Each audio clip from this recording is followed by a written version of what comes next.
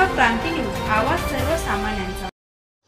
अकोला सबका सपना घर हो अपना या संकल्पनेला बळ मिळत महाराष्ट्रातील 20 लाख कुटुंबांचे घरकुल स्वप्न पूर्ण।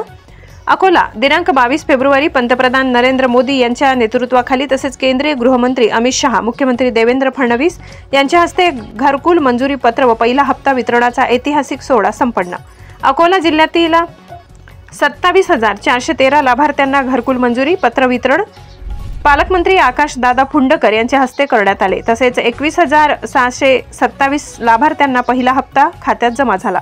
यावेळी खासदार श्री अनुप धोत्रे, जिल्हा परिषद मुख्य कार्यकारी अधिकारी बी वैष्णवी, विकास उपायुक्त राजीव फडके, प्रकल्प संचालक मनोज जाधव तसेच लाभार्थी बांधव उपस्थित होते। महाराष्ट्र क्रांती न्यूज साठी अकोला जिल्हा प्रतिनिधी इम्रान खान।